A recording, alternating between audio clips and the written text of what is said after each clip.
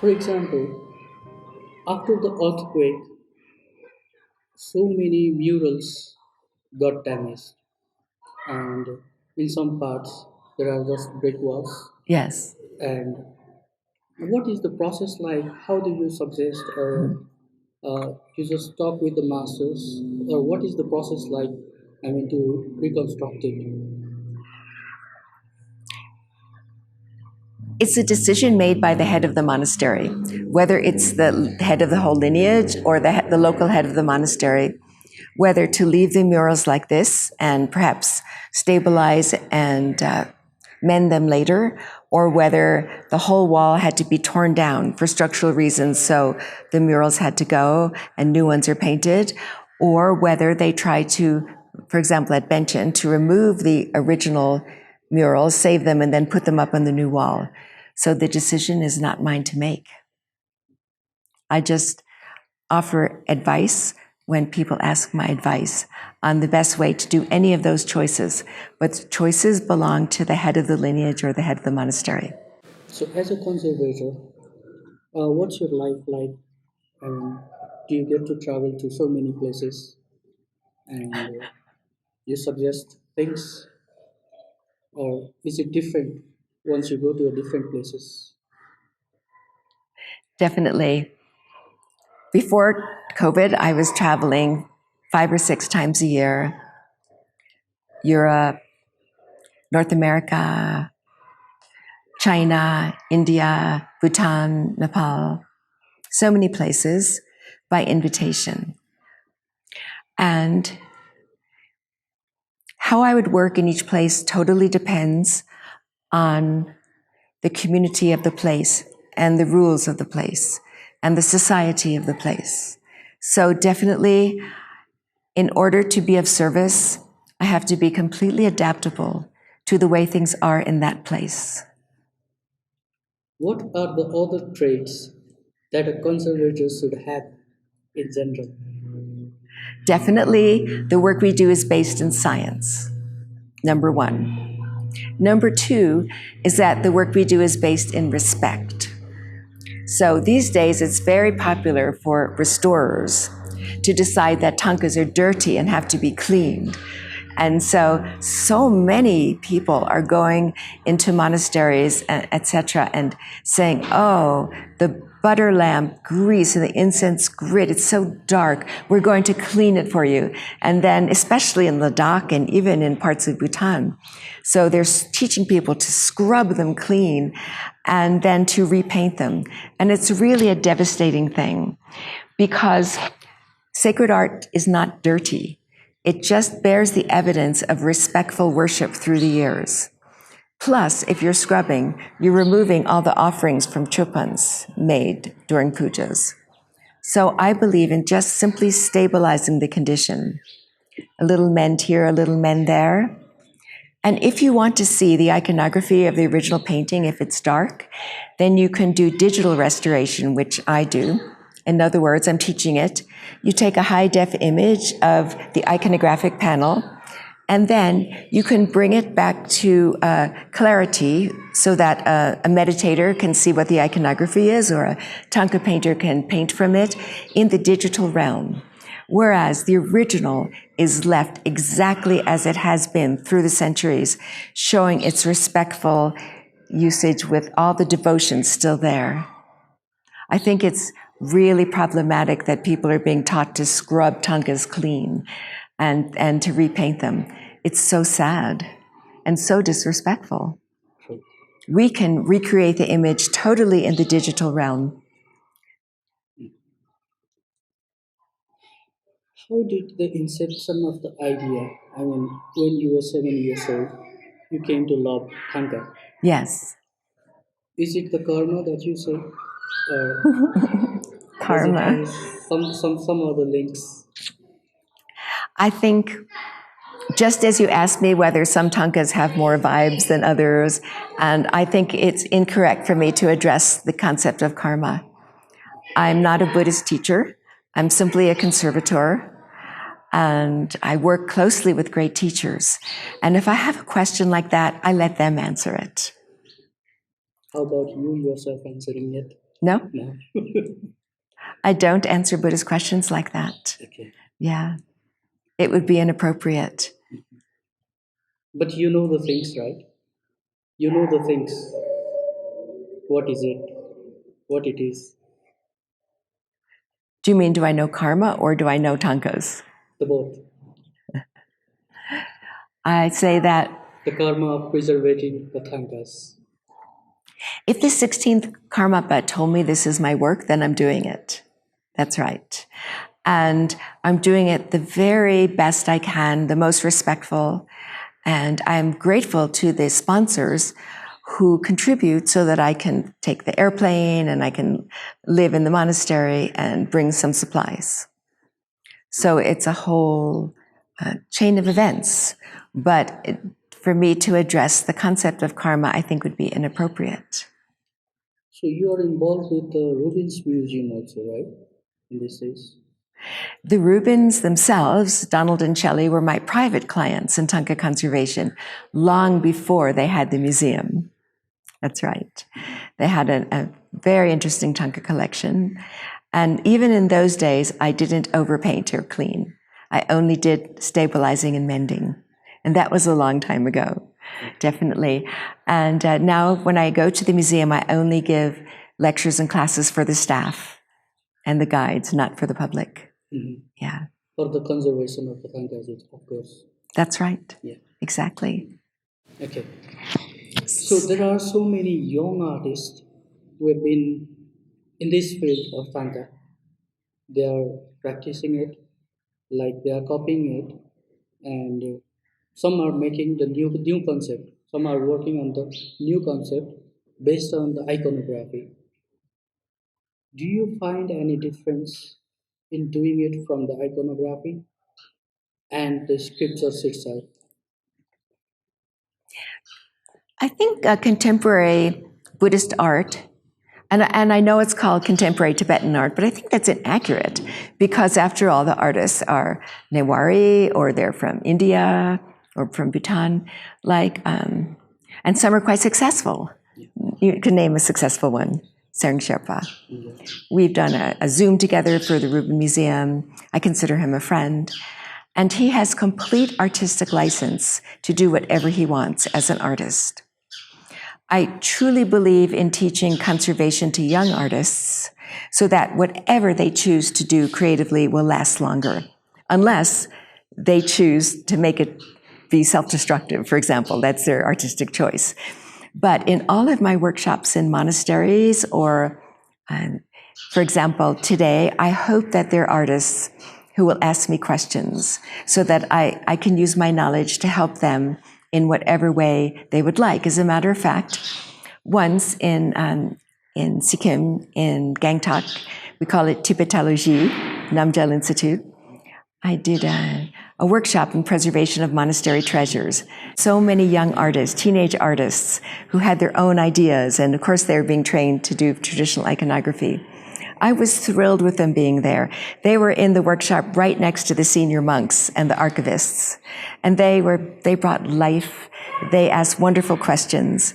And in no way was I judging their creativity in a negative light. It's artists' right to be creative. If an artist is hired by a monastery to do traditional wall painting or thangka, that's what they're doing at that point. Mm-hmm. Yeah. Some of the professional artists, when they create something, when they create a thangka, they do not show it to others just because it gets copied. What's your line on it? What's your take on it? Well, I think yesterday I was speaking at Trungpa Rinpoche's children's school, and there's so many young artists. And what I was sharing with them is the importance of having a written contract, and also the importance of acknowledging international copyright for your work. International intellectual copyright for your work, it varies from country to country. But it's important to know the rules for all artists, how they can protect themselves. This is very important. And sometimes people feel I'm an artist, I don't need to know business. But I don't think it's wrong to learn how to read a contract so that a gallery doesn't take advantage, or wrong to understand intellectual copyright to protect your own brand or your own creativity. I think that's quite important these days. For general public, the difference between a good thangka and the thangka that is copied looks similar. From the eyes of the conservator, what might be the difference? I mean, how can you differentiate it, the good thangka from the copied one? Okay. Well, through the centuries, almost every Thangka was copied. It was either copied from the iconography in a text, or it was copied from a Thangka from a monastery that had become torn and people couldn't use it for visualization, so the Thangka painter was called in to create another to copy the iconography. Texts are copied, they're reprinted. So the whole element of copying is so traditional and respected.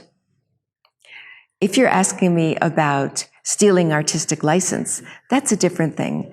That's only today, because traditionally Thangka painters didn't sign their work. They were in service. They still don't. Some do. Definitely, if you go to Bodha or Tamal, you see some signatures on the bottom. But they're very different things, because the whole tradition of copying in monasteries was completely respected. After all, Thangka iconography was copied from that described in the text. It's just a visual explanation for those that perhaps didn't read, or for scholars that did read, that couldn't travel 6 months to go to a special Shedra library to read the text.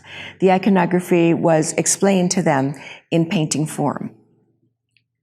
This has nothing to do with artistic license. It has to do with traditional ways of sharing iconography. So, do you know or have you come across any thangkas that are old enough from Nepal? That are What is the oldest thangka that you have seen or witnessed here in Nepal?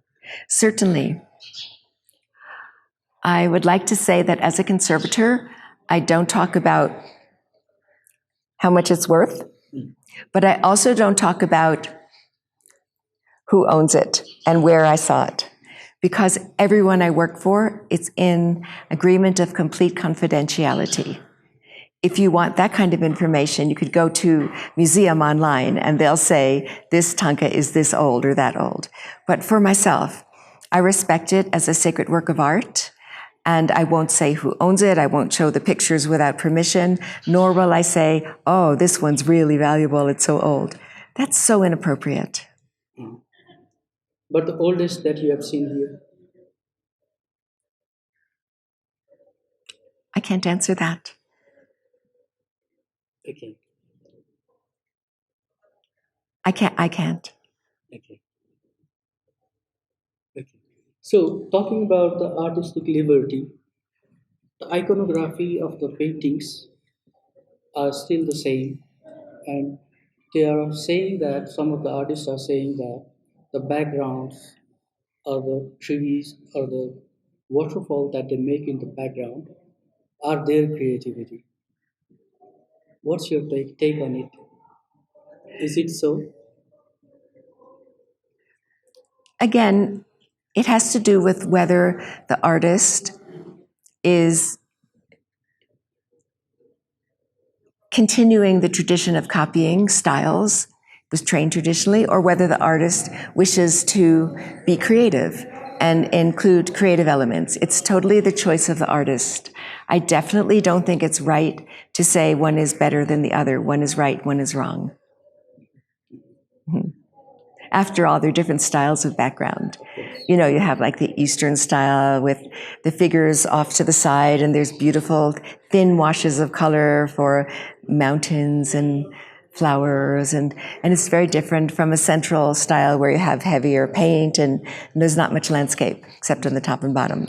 There's so many different styles of landscape, but in terms of an artist today deciding whether they want to add their own creativity or not, that's their choice. Okay. And we have to respect the artist's choice. And regarding the contemporary artists, we have been working on the Thangkas. They are manipulating the main deities, like iconographically, the head should be this much of this size, and the body should be of this size. So they are just playing on it. And some of the preservators or conservers from Nepal, they say that they have deviated from their path. What's your take on it? I think it's the curators who would say, and monastics and scholars who would say they have gone off the path. Conservators don't have that kind of opinion. So I think that if someone's a creative artist, they can do what they want. I am happy that they're expressing their creativity. But if someone of those artists was hired to work on wall paintings for this monastery, perhaps the head of the lineage would not feel it was appropriate for them to be that creative on the wall paintings for young monks. It's for the conservators. Uh, what kind of course is there? I mean, how a person can be a conservator of art? Do they need the education of the university, or it's their instinct, or what makes one a good conservator in the field of Thangka? It's not for me to say whether someone's good or not good. It has to do with respect, that what you're doing is causing no harm. So if you have the approach of gentle, stabilizing measures, that's respectful. But if you feel that you're going to scrub it clean and repaint it, that does not seem respectful. In terms of the length of education, it took me 10 years to train. I have a master's of art history and Buddhist art history and iconography. I have a master's of science and conservation. Many apprenticeships following that, including with Thangka painting masters. And I always spend time with great Buddhist teachers to ask their opinion. But I'm not saying that everyone can do that. So therefore, I do travel around to museums and help train conservators modulate their techniques to be appropriate for thangkas in their museum collections. And I also work in monasteries, which is mostly risk assessment and disaster mitigation. In other words, how you're going to save the thangka in the next earthquake, which is definitely going to come, or how you can change your storage area in an inexpensive way using local materials so that the rats won't eat it and people won't steal. So being a fully trained conservator is one thing, and I'm grateful for the opportunity in this lifetime to do that. But I'm not saying that everybody who is beneficial towards sacred art has to go on that path. You have traveled to so many places. You have seen so many caves where the arts are done. What could be the best way to preserve the art done in those caves? Traditionally, yogis and village people did retreats in caves. It's a tradition. And often there were wall paintings so that the iconography was there for them to inspire them in their meditation. The question about how to preserve the wall paintings in caves is a very important one. Now, most caves have a natural microclimate within. In other words, the walls are thick, and you don't have, for example, in a cement building, you have the moisture come in from the monsoon right through the concrete, and then the heat come in, etc. Caves have a natural microclimate, and that's why some of the oldest paintings of the whole world are in caves. The risk for cave paintings, and let's talk about risk assessment, is largely human. In other words, as tourism is on the increase, for example, in remote areas, people want to crowd inside the meditation caves, and they want to touch the paintings and maybe even take a little chip, and perhaps their hands aren't clean, and so their backpack rubs against it. It's so important that entrance to the caves is carefully controlled. so that there isn't human damage done even out of enthusiasm of tourists. They want to see this cave painting. Let's all crowd in there and take lots of pictures. And then, their backpack scratches or they touch it. So, as I said, many caves have a beneficial to the painting microclimate, naturally, because it's a cave. That's how people could do meditation retreats in them.